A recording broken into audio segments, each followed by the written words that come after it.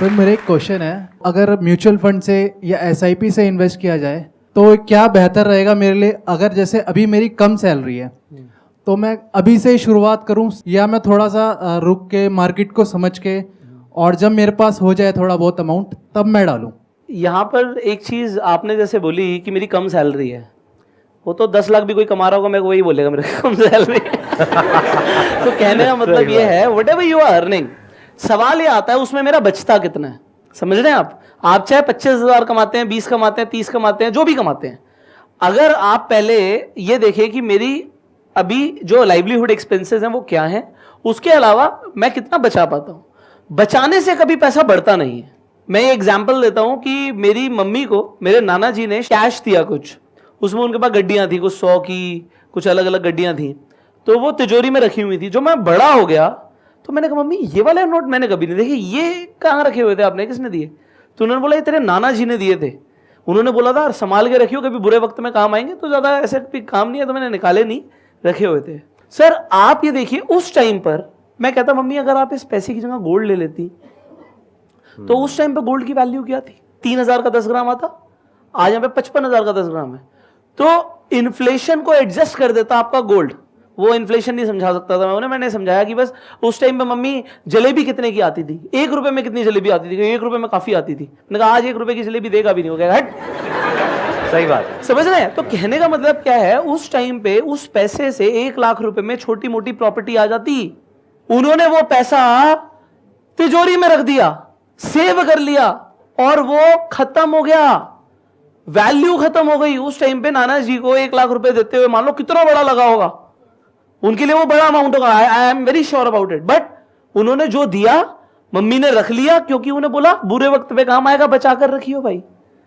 और उससे पैसा बढ़ता नहीं है। पैसा बढ़ता है हमेशा when you invest that money into something जिसकी वैल्यू बढ़ती है।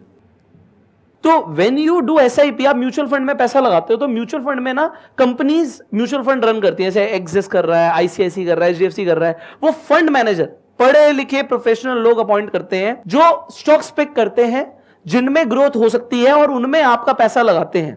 आप यहां पर एक तरीके से एसआईपी के थ्रू, चाहे वो 500 रुपए महीने की ही हो, 1000 रुपए महीने की हो, आप इन्वेस्टमेंट शुरू करते हैं। सो आपने बोला सर मैं पैसे जोड़ लूंगा तब कर लूंगा। सर पैसे जुड़ते नहीं है ऐसे, खासकर जब आपकी लिमिटेड इनकम होती है। लिमिटेड इनकम में खर्चे ऊपर से टपकते हैं। जिस महीने जुड़ जाएंगे उस महीने किसी की शादी आ जाएगी, आप सोचोगे यार अब तो नए कपड़े बनवा लूं। फिर जुड़ जाएंगे, घर में किसी की तबियत खराब हो जाएगी, मेडिक्लेम होता नहीं है और आपके पैसे उसमें लग जाएंगे। आप जोड़ ही नहीं पाओगे। उसका बेस्ट तरीका क्या है, अपने ऊपर स्ट्रेस लो। एक ऐसा अमाउंट जो कि मेरे हिसाब से कम आपकी इनकम का 10% होना चाहिए।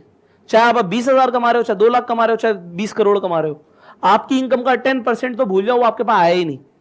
मान लो टीडीएस कट गया, उसकी एसआईपी तो करा दो भाई, अगर आपको स्टॉक मार्केट की नॉलेज नहीं है।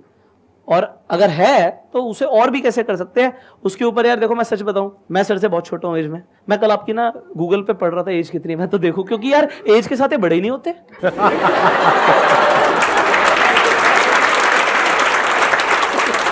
मैं खुद की इमेज देख रहा था, मैं सर के सेशन में 2013 में गया, यार स्टेज पे तो वैसे ही थे, आज भी वैसे ही है।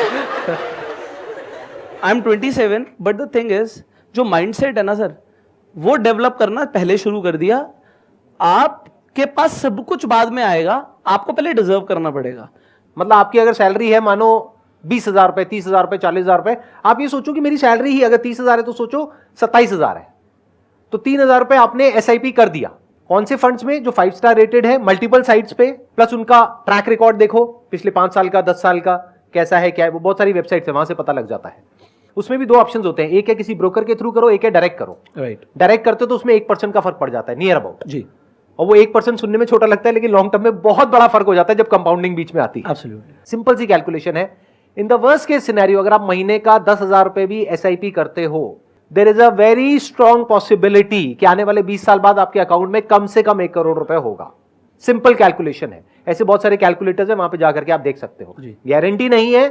Mutual funds are subject to market risk. Mutual funds are subject to market risk. In fact, everything is subject to risk. Even our lives are subject to risk. Having said that, there is a very strong possibility. Right. कि जो मैंने number आपको दिया है कि अगर आप 10,000 रुपए महीने का जोड़ पाते हैं तो आपके अकाउंट में 1 करोड़ रुपए होगा आने वाले 20 साल बाद। अगर 5,000 करते हैं तो 50 लाख रुपए होगा।